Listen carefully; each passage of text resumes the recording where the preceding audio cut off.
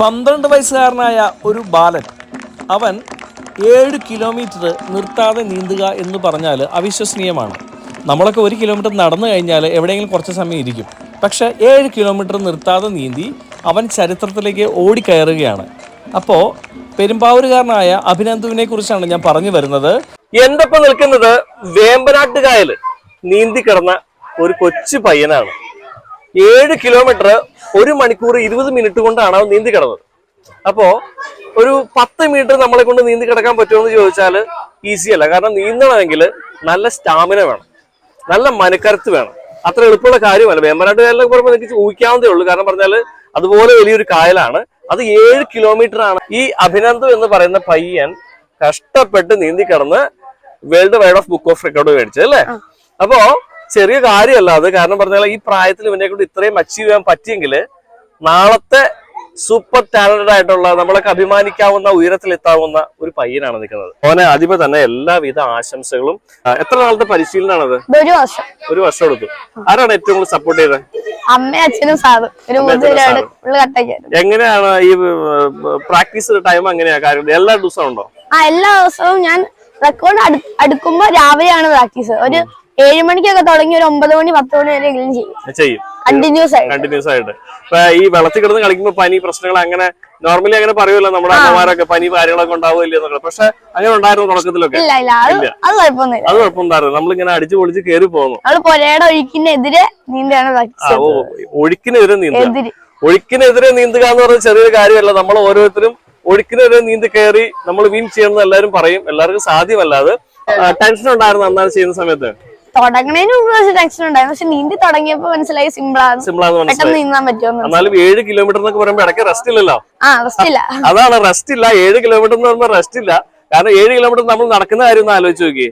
എന്റെ തോട്ടത്തില് ഒരു 10 കിലോമീറ്റർ നടക്കണമെങ്കിൽ ഏകദേശം 1 മണിക്കൂർ ടൈം വേണ്ടി വരും എന്നാണ് ഞാൻ വിചാരിക്കുന്നത്. അപ്പൊ നീന്തുക എന്ന് പറയുമ്പോൾ കൈയും കാലും എല്ലാം ഒരേപോലെ തുഴഞ്ഞ് നമ്മൾ അവിടം വരെ ആ വിൻ പോയിന്റിലേക്ക് എത്തുക എന്ന് പറഞ്ഞാൽ ഈസി അല്ല.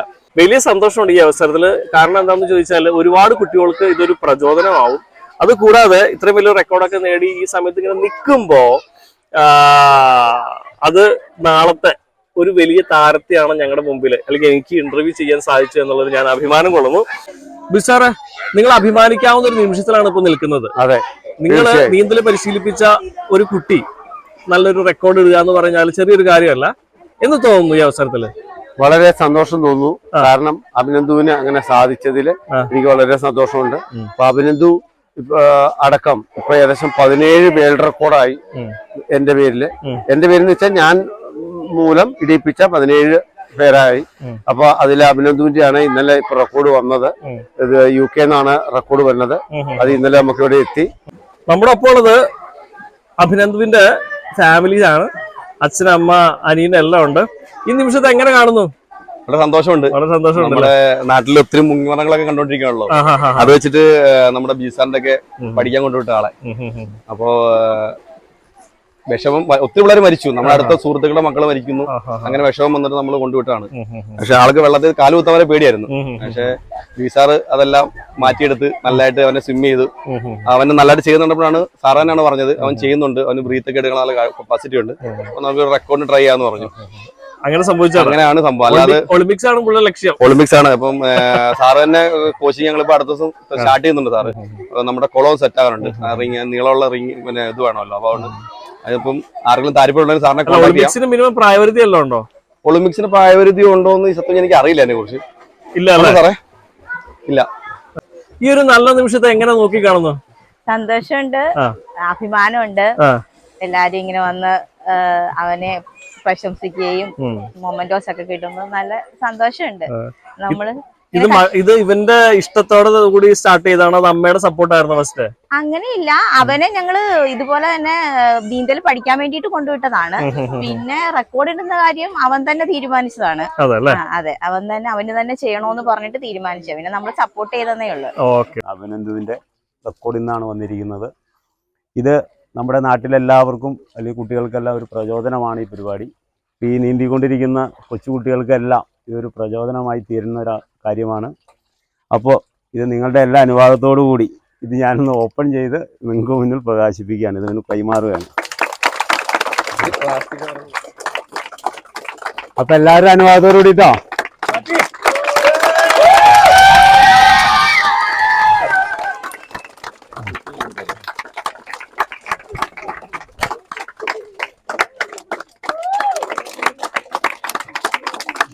അഭിനന്ദനന്റെ അഡ്രസ്സും കോണ്ടാക്ട് നമ്പർ ഇതാണ് കേട്ടോ.